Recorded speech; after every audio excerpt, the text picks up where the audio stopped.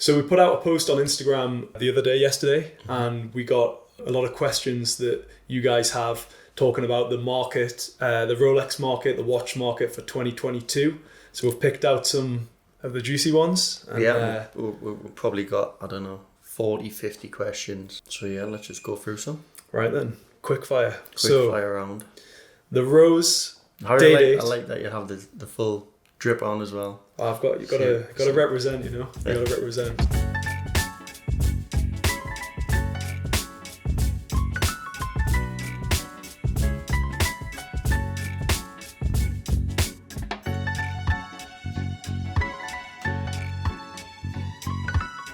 So the Rose day date with the Olive Dial, where do you see that going this year? So the Olive currently is trading around 60k. Can it increase? I definitely think it can. Will it be discontinued? We don't know. Obviously, if something like that does happen, it will initially have a jump. But in general, if you are actually holding one of these watches and you did manage to get it at retail, or you bought it as it's increased in value since the beginning of last year, you're sitting on a great asset there, and it's something that I'll probably look to keep a hold of if you have no need to sell. Is it going to increase massively? Probably not, but it definitely will increase. Is it going to be a 65k watch? Is it going to be a 75k watch or 70k by the end of this year? Potentially it's going to be 65 to 70, but going back on the last 12 months, what you don't know. Yeah. But yeah, definitely a watch to own. It's a brilliant watch, and yeah, your money's definitely safe in something like that. Okay, we'll look back on this at the end of the year and see what we see how we guessed it.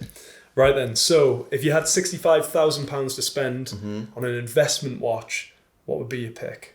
I would scale it down to something that you actually want to wear and enjoy. So if you were talking Patek, you would potentially be able to get into some sort of Aquanaut, an Aquanaut on the rubber. Okay, we'll go with that. We'll keep them quick fire. Okay. This is quite general. Where do you see Patek going in the next 5 to 10 years market value? 5 to 10 years. Yeah, we're just talking about Patek in general. Was it around 2 years ago? It did take a little bit of a dip. Now it's climbed back to where it was.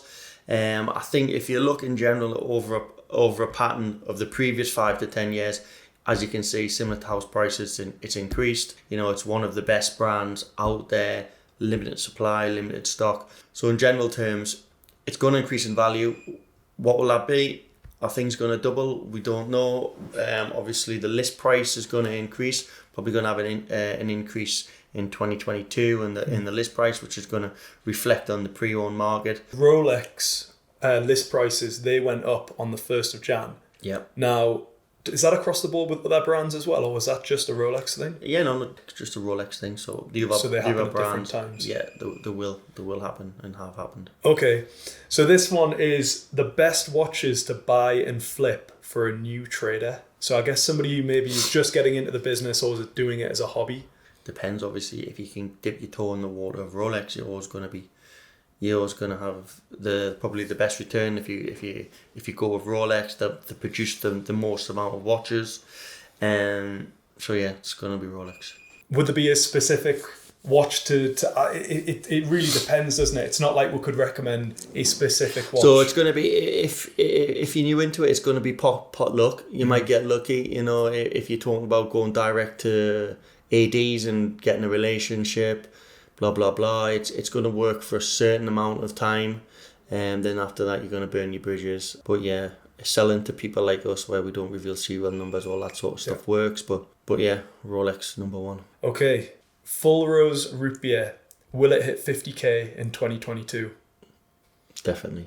Yeah, I think so. Okay. I definitely think it's got legs to get to 50k. So the watch is probably trading. If you're looking to buy a brand new fully stickered, if that's possible, or a brand new 2022, say Rootbeer, you're going to be paying the best part of 45k as it stands. So yeah, by the end of this year, the watch is going to be 50k plus. This person asks about the meteorite Pepsi. So that's the white gold with the meteorite dial. Is it going to keep going forward, or are there signs of slowing at the minute in terms of the appreciation? No, well, I think it will slow down. It has slowed down. Mm-hmm. Everything's going to slow down because everything's increased so fast, especially Pacific models. But that one is, it's very, very difficult for us even to get. So if we have a customer, actually, we don't have one in stock. I had a blue dial that sold within a couple of days. The meteorite dial sells straight away. If we buy it, if we look to source one for a client off a dealer, we're going to be paying top money for a watch like that. And so yeah, it's a great watch. It's very, very rare to come across the watch. Mm-hmm. And yeah, it's gonna move. It's gonna increase. All right then, back to Patek. What is your view on the 5711 with the white dial? Obviously, it's a little less popular than the blue. Mm-hmm. But what do you think of it? I don't know if he means as an investment or if he just means, do you like the watch? Yeah, so if you split it up, I do like the watch. Mm-hmm. I personally prefer the blue, but the white is also a great watch. It's a quite basic watch. And if you think about it, when it was originally bought, whatever age it is, the list price compared to what the watch is actually trading for. Mm-hmm. If you look at it in terms of value, do you get value for that watch? It's trading 70 to 80,000 pounds approximately now for a plain steel Nautilus. No complications. We have a blue dial 5711 in stock currently. Yeah, so that watch there with the blue dial is ballpark 100,000. And actually, so this watch here, so I was just looking back, so in December of last year, December of 2020, we sold two pieces of the blue dial, mm-hmm. and we sold one for 50k and we sold one for 53,500. So, just over 12 months ago, this watch has nearly doubled, which is crazy. It is nuts. I mean, the 5711 has had a lot of attention in the last year with the green dial, and then very recently the Tiffany dial. So the green dial's hyped the watch up. Obviously, the Tiffany recently has also hyped the watch up. So, anybody that wants to get into one might have previously looked a month, 2 months ago, 3 months ago, 6 months ago. Each time they're looking, they're going to see the prices more. And of course, this is an actual discontinued watch, isn't it? Yeah, discontinued watch. The closest you're going to get now is like a 5712 or something like that with 5712, yeah. So currently you can only get the green, which is obviously very rare, than the Tiffany, which is, I think 170 pieces. This guy has just put sub 5k watches. Now, I could interpret that as, are sub 5k watches worth getting into as an investment at all, or is it just... So sub 5k watches, well, to start with, if you have 5k and you're looking to buy a watch, mm-hmm. why not? If you've got 5k sitting in the bank doing nothing and you don't have a watch currently, then yes, it's a good idea to get into something if you're into your watches. So in terms of which one would I go for, mm-hmm. so you're quite limited, so probably go with something like an older steel and gold 36mm Datejust. Okay. For 5k you can probably pick up one without papers. You want to get something in half decent condition. And that'll be like an 80s or 90s watch. Yeah. So an older 36mm steel and gold Jubilee bracelet Datejust is a good example. Mm-hmm. Failing that, maybe jump onto Tudor mm-hmm. or Breitling, buy pre-owned. Omega as well. Definitely Omega. With all those sort of brands, just go with pre-owned, buy from a reputable company. The watch would have already taken its hit. Mm-hmm. So, as long as if you buy the watch at a fair market price and you wear the watch, yeah, perfect. Get into something like that. And you can enjoy it. Yeah, definitely. Okay. Do you think Rolex will bring back the black bezel GMT? So the all black one with the green arrow. The one that you have. The one that I'm wearing. Yeah, so potentially. So if you think about it, what they tend to do is they just change some of the current, so the models, the Daytonas, the GMTs, they just alter them in some way. So this is the discontinued one with the Oyster bracelet and the ceramic bezel. And you're saying...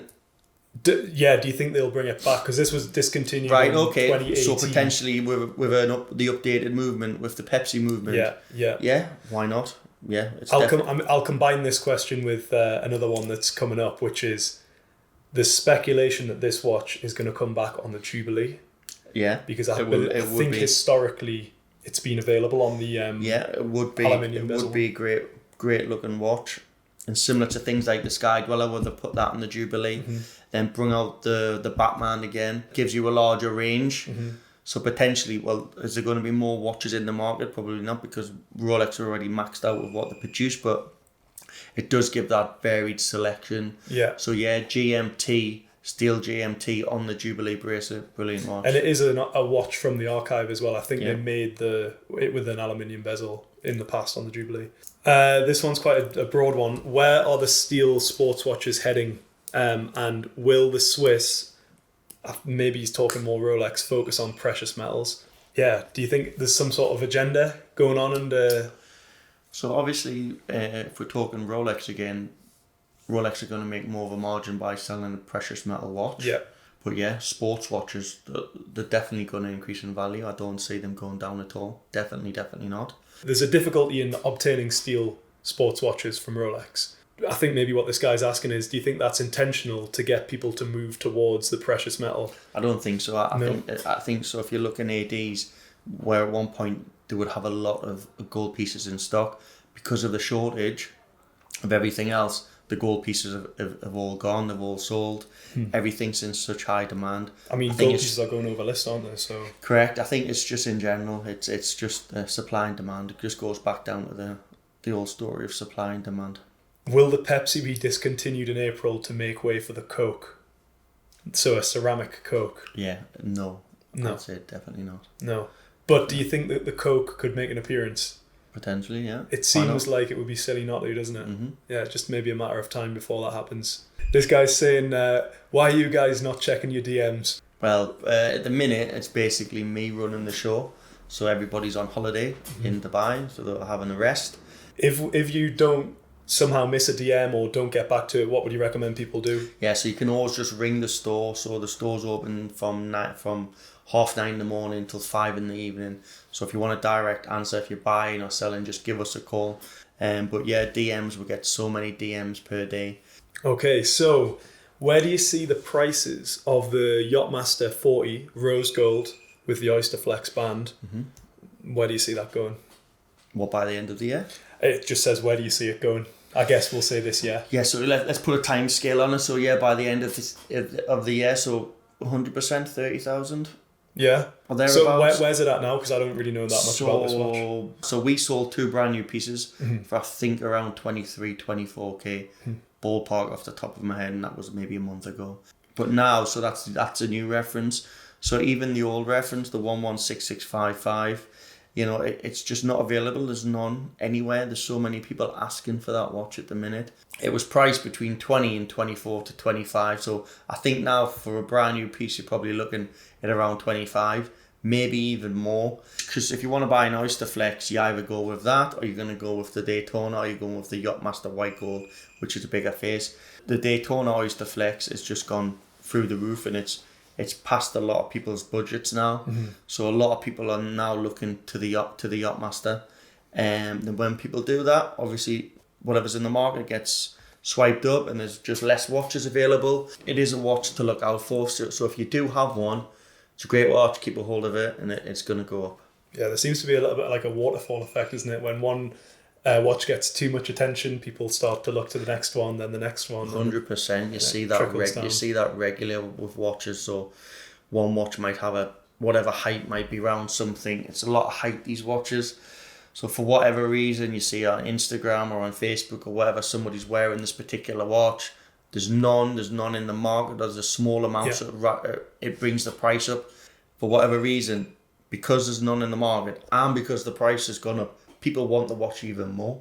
But then to some extent, once it's gone past that level, and they're like, okay, I can't find the watch. I was looking last month, and now it's £2,000, £5,000 more, whatever. That's just ridiculous. What's the next best thing? Of course, yeah. So then people like us will guide the customers and say, well, have you seen for example, the Yacht-Master against the Daytona? Or have you tried this option? Have you tried this option? And people have the funds there ready, and if they've been saving up, for example, 25 grand for this watch, which has been trading at 25, but now suddenly it's at 30, but the guy's got his 25 grand ready to buy a watch. So he's ready to buy, but he just can't buy the watch he wants.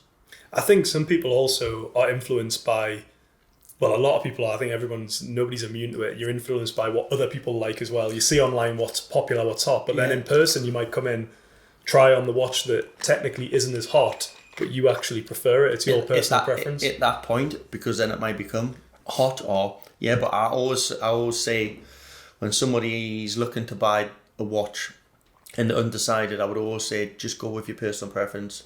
9 times out of 10, people will initially come in here and can I have a look at, for example, the Rootbeer. I'm interested in buying, or they'll send us a DM on Instagram. Can I come and have a look at a Rootbeer? Yeah, no problem. Come in and they'll try on 4 or 5 different other watches, steel and gold, steel, whatever it might be. But 9 times out of 10, they'll go back to the original watch. But it's good to come somewhere like here where they can actually try on the majority of the models and see which one actually works for them. The Blue Dial Skydweller. What do you think it's going to fetch this year? I guess by the end of the year, where do you see it at? Not far from 30,000. Yeah.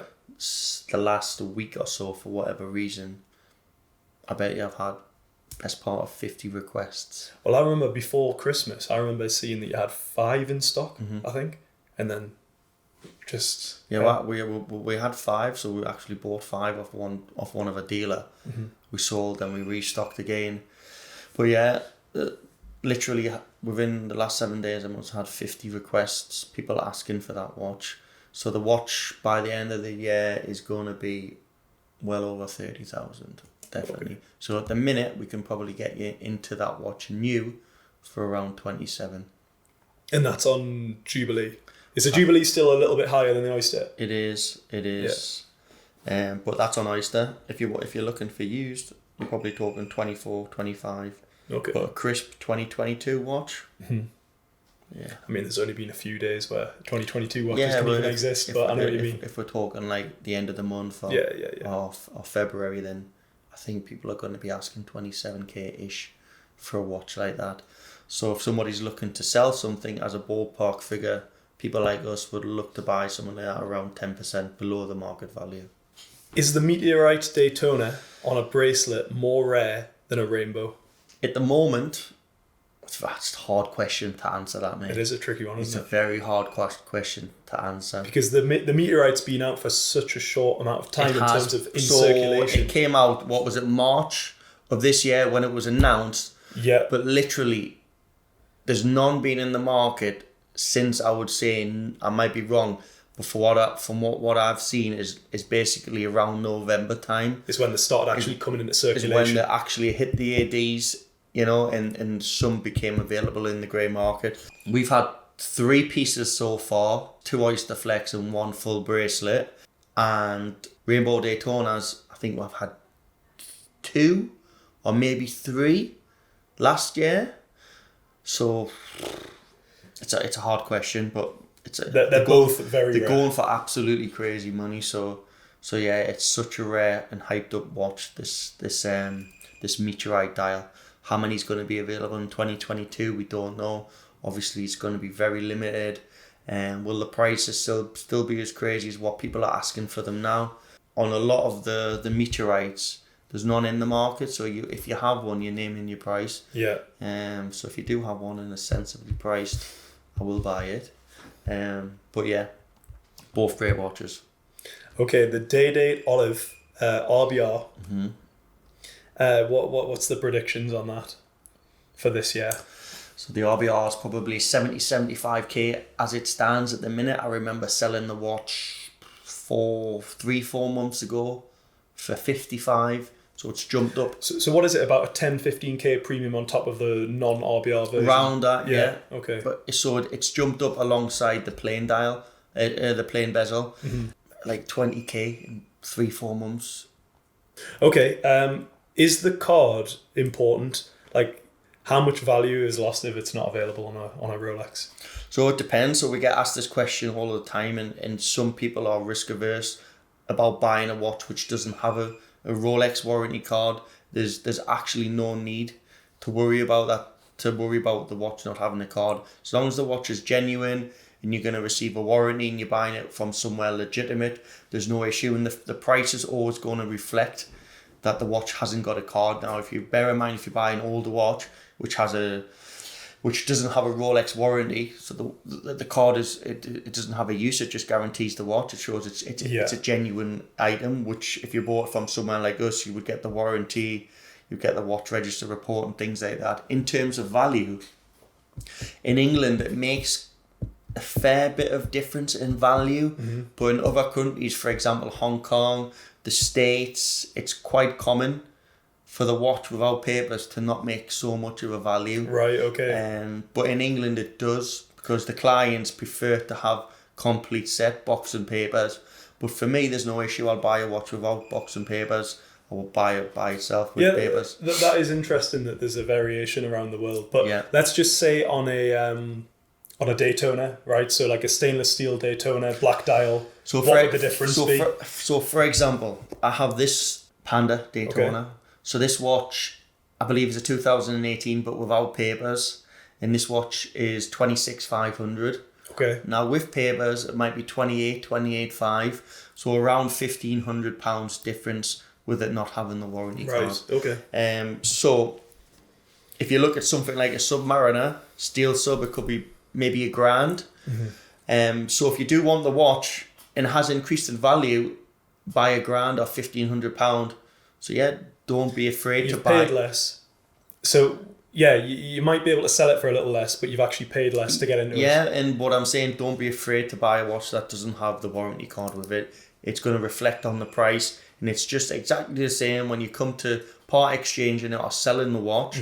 It's going to reflect then, so there's going to be a small difference. I think especially if you want to wear the watch as regularly. Yeah, if you're wearing the watch, if you're wearing the watch and you're getting it, say 10% less than what the market price is, it makes no odds. Buy the watch, wear the watch. Then when you sell it, you're going to be selling it for that 10% less. Yeah, okay. Right then, this is a very specific one. When is the best time to sell a yellow gold Daytona with the green dial? Today, to me. That's no issue.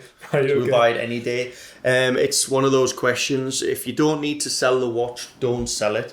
Is it going to increase in value? It is. Everything else is going to increase in value.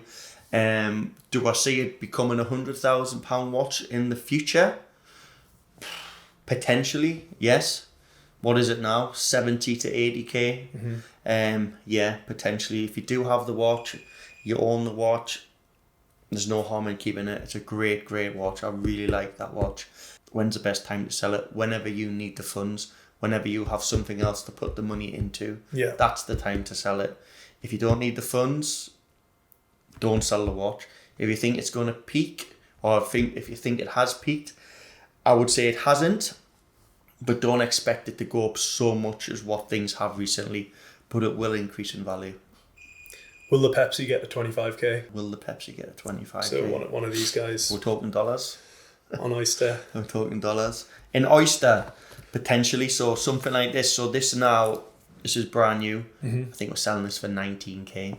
But would a brand new Jubilee not be very similar? Or just very similar. Right. Just because there's less of these in circulation, isn't there? Because it's been out less time. Listen, it's a 5k increase on a 20k watch at the minute, which is probably less than 20k. So you're talking like a 30% increase. Is that going to happen? I don't know. Maybe over a long time. Yeah, potentially. But bear in mind, it's still a steel watch, which is. But you say that, we haven't touched on it, but we'll get to another watch which has done something crazier than that. So I did pull one of these out. This is a Tudor Black Bay GMT in the Pepsi colorway. Do you think something like this will hold its value in the long run? I guess we could talk about the Tudor watches. The Tudor range in general, you know. So you do, yeah. So recently you have actually seen the ADs having a lot more Tudor in stock, available at retail. So yeah, if you buy it pre-owned or even brand new, what is it?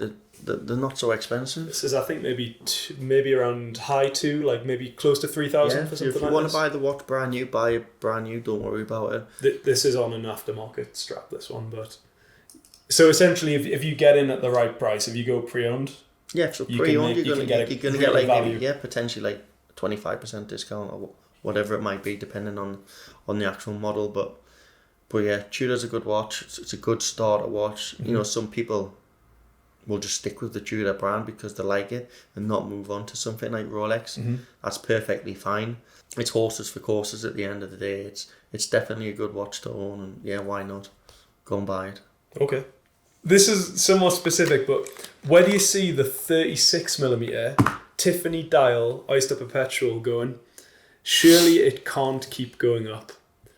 Let's bundle this with the other question. So we have a 41mm Tiffany dial Oyster Perpetual here. Now these have been big news recently. So yeah, just before Christmas, this watch went absolutely crazy.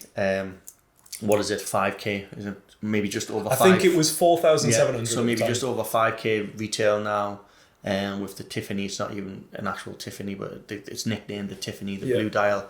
So the Tiffany 5711 came out and just hyped everything up. Anything blue Tiffany, it just went through the roof. So this just jumped on the bandwagon. Anybody that had one, the price went up and everybody followed suit.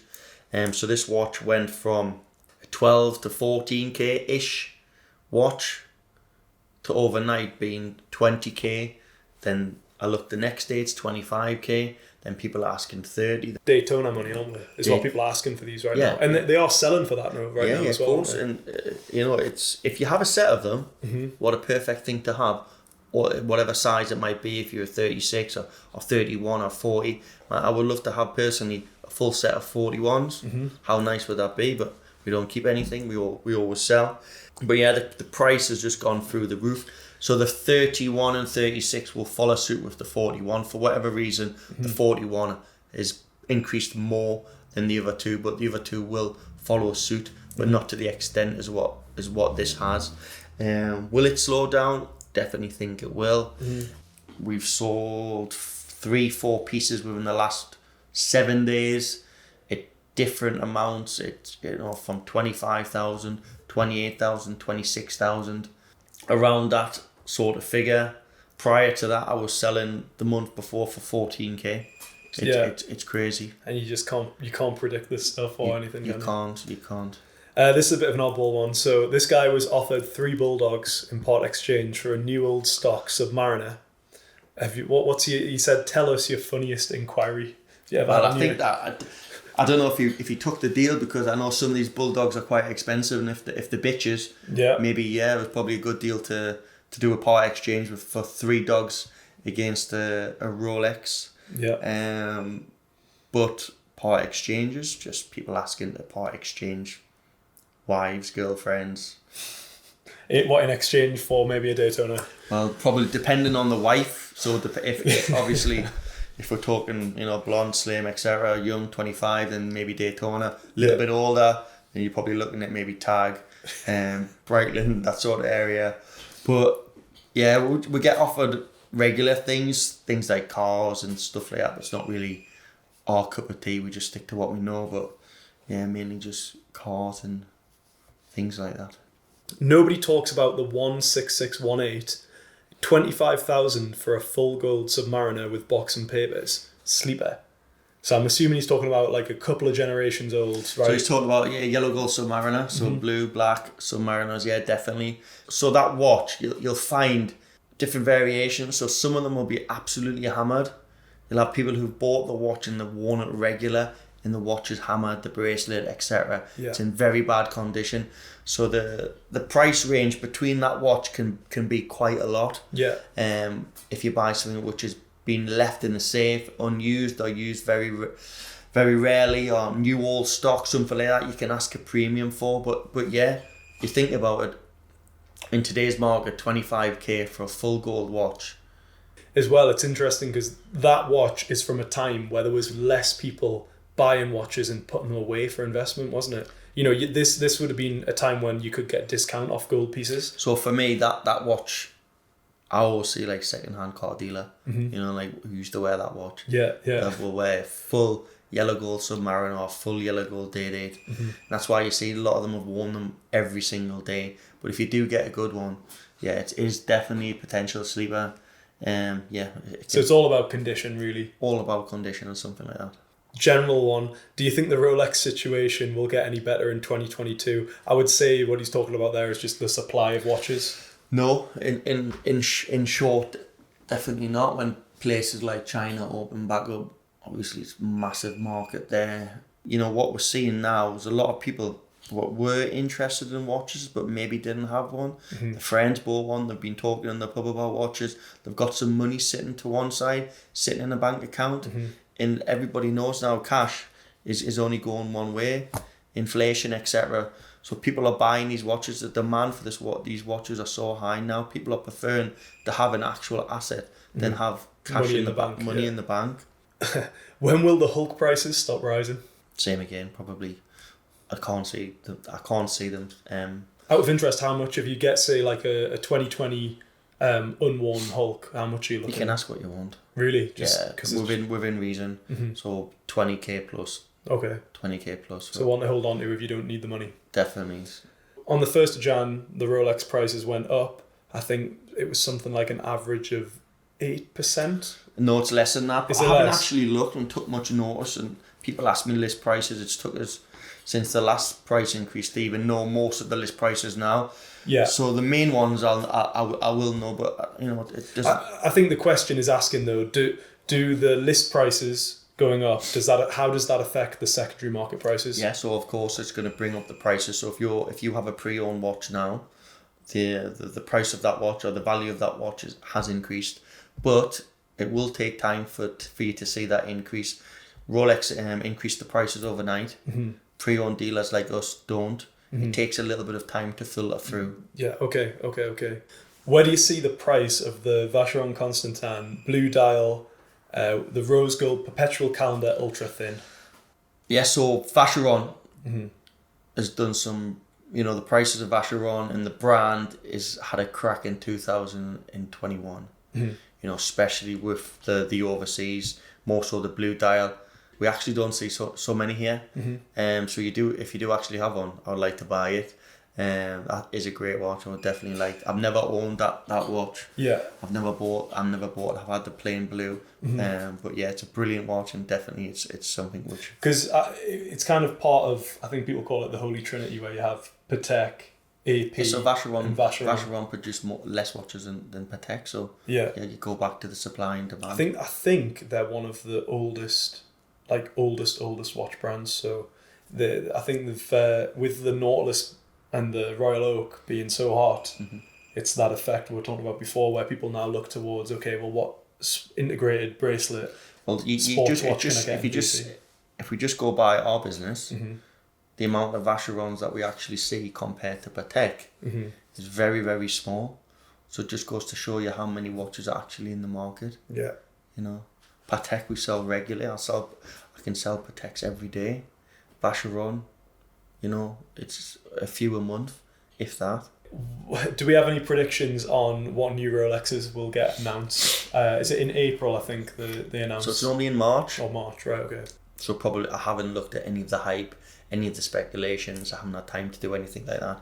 But personally, we're going back to like the GMT. If they re-released the GMT. The Coke. Yeah, the Coke, so the GMT, the steel GMT ceramic bezel on the Jubilee bracelet. That's a possibility. This one's an interesting one. Okay. If you had to buy an investment watch and you have a £25,000 budget, but you're not allowed to buy a Rolex, what would you buy?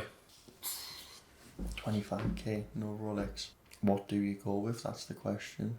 It's going to be pre-owned. So you're going to go with maybe some sort of Patek, pre-owned Patek. Right, what, like a dressier one? Yeah, an older, complete watch. That might work. Maybe an older Vacheron. So stick to the high horology, well-known. So for 25k, it's quite limited. But if you're ruling Rolex out of play, so then you're going to go with the older models, or some dress style Pateks potentially. It is quite limited. Okay, this guy's put a typical question. What's the hottest Rolex solely for investment under 10k? Nothing. Okay. Not unless you're buying it direct. Nothing. Okay. Unfortunately. Would you be happy if Rolex increased production? Us as a business, obviously, we're fully invested in all of our stock. All of our stock's owned by ourselves. It would depend on how much we're talking percentage wise. because if they could fulfill the demand of everybody, then obviously the prices is going to reduce. But if they increased it by an amount and there was more watches in the market, that would give us more stock, which is a good thing. It would all depend on the amount, but Rolex, I believe, are maxed out capacity, full capacity. So as it stands at the minute, they can't actually physically produce any more watches. The demand is rising. So for us to have all of our funds, all of our money in actual physical stock is better for us. For whatever reason, Rolex decided to turn the tap on, or they had the capability of doing so, and they fulfilled everybody's order, then obviously the prices are going to come right back down. Yeah. But I mean, ultimately, they're at capacity because they have a standard to maintain with the watches. Yeah, like that they're not. There's a lot of work goes into producing the watches. Correct. So Rolex have 2 factories. It's all about quality, and that goes to show when we sell a pre-owned Rolex. So 95, even more, 99% of the time, if we sell a pre-owned Rolex watch, as long as it's been serviced and well looked after, you're not going to have any issues with that watch. And that's all down to the actual production in the brand, how well the watch is actually made. Potentials to be discontinued in 2022. Right. Green dial Daytona, potentially. Well, they said that last year. It's true. Green dial Daytona. Platinum. Remember what happened to the Platinum Daytona? Everybody thought the Platinum Daytona was going to discontinue. People were buying them. They were just speculating. People were using other people's money, anything, just to buy these watches. And it didn't happen. It's all speculation. But yeah, Green Daytona could go. You could say the Olive. Yeah. Green could go. Yeah. Maybe something like this as well. Yeah. We've been talking about them. The Milgaus. Milgaus. It's one of those. I don't really get involved with much of the speculation. We just trade every day. You know, if I had 10 Platinum Daytonas, I'm not going to put them away. We don't work like that. We trade every day. Sometimes it works in our favour. Sometimes it doesn't. More than not. Recently it hasn't. But it is what it is. A fresh day. Fresh money brings fresh stock. So for us, we'll just buy and sell. But somebody solely looking to hold it as an investment or just interested in see which will discontinue, maybe something with a green dial. AP Rose Boutique Blue and Chocolate Dial predictions.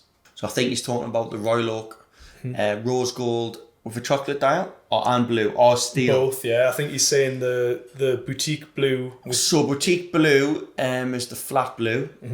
And then the chocolate dial as well. So the chocolate dial, it depends because you have the new movement now. You have 2 different watches in the trade for around, depending on the dial colour, 20 to 30k difference between the new So and one old. of them has a newer movement inside. Yeah, so if you're talking Royal Oak, rose gold chronograph, okay, so there's 2 variations. There's the older one, then last year they brought out a new movement with an open back. Oh, okay. And that trades for more. AP have gone boutique only, so all of the independent ADs now don't sell AP. Right. Or in the process, I think it's within the next couple of months. Okay. So AP are bringing everything in-house, sell from their own boutiques, so they're going to be able to control the market a lot more. So yeah, AP as a brand is going to increase. This question leads on from that. This guy said, how come I never see an AP concept on the second-hand UK market?